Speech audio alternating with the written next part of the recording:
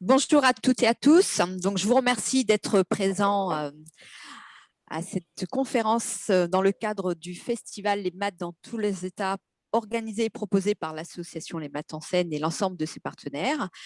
Ce festival a débuté le 5 mars, terminera le 29 mars avec un cycle de conférences lié à une chasse au trésor. Donc, vous voyez sur le site internet. Et chaque conférence vous permet d'avoir une réponse à une des énigmes qui se trouvent dans la chasse au trésor. Entre-temps, l'ensemble des animateurs ont aussi proposé des ateliers à peu près à 35 établissements, c'est-à-dire 120 classes. Et nous débuterons demain les journées dans le département de l'Aude de l'Académie de Montpellier. Donc, Viviane Ponce est maîtresse de conférences en informatique à l'Université Paris-Saclay, va vous proposer sa conférence combinatoire, compter, programmer des objets mathématiques. C'est à toi, Viviane.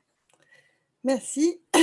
Bonjour à tous et toutes. Je suis très contente d'être ici. Merci à tous les organisateurs du festival de votre travail et merci pour l'invitation. Donc, je vais vous parler de mon domaine de recherche qui est la combinatoire. Et donc, on va commencer avec un petit problème. Le problème que j'appelle le problème des pulls. Donc, voilà, j'ai 3 pulls différents. Un pull violet, un pull rouge et un pull vert, et je veux les ranger sur une étagère. Donc j'ai une seule étagère et je vais empiler mes pulls et je me demande de combien de façons je peux le faire. Donc ce que je veux dire par là, c'est par exemple, je peux mettre d'abord le pull violet, puis le pull rouge, puis le pull vert, mais j'aurais aussi pu mettre d'abord le vert, puis le violet, puis le rouge. Et voilà, je me demande combien j'ai de solutions d'ordre de mes pulls à mettre sur l'étagère. Donc, ce n'est pas un problème très difficile. Je pense que tout le monde peut essayer de trouver. Donc, essayez de réfléchir, de trouver une solution, et puis mettez une réponse dans le chat, et on va voir si on trouve la bonne solution.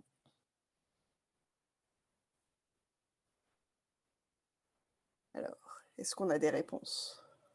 Je regarde. 42. Non. 6. 6, c'est mieux. Ouais, 6, c'est mieux. 6, 6, 6. Ah bah, je vois qu'il y a des gens qui ont compté. Donc, en effet, on en a 6. Donc, la réponse, c'est bien 6. Voilà les 6 solutions. Donc, on peut mettre violet, rouge, vert, violet, vert, rouge. Ou on peut commencer avec le rouge, rouge, violet, vert, violet. Ou on peut faire avec le vert, vert, violet, rouge, violet. D'accord? Donc, on a bien 6 possibilités. Alors, c'est bien. Et maintenant, qu'est-ce qui se passe si j'ai 10 pulls?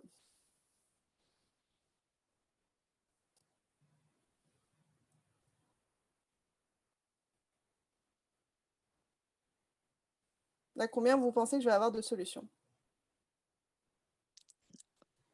Ça fait beaucoup. Oui, beaucoup. Exactement. Ça, c'est la bonne réponse. Beaucoup. Fabrice et 2. Alors, Pascal indique. Alors, qu'est-ce que tu as mis, Pascal?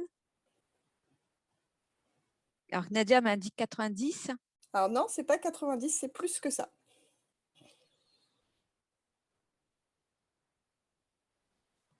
« 10 x 9 x 8, 90. Ouais, alors 10 x 9 x 8, c'est une bonne idée, mais après, en fait, comme on va empiler les 10 pulls et pas seulement que 3 pulls, il va falloir continuer les multiplications. On va voir ça juste après.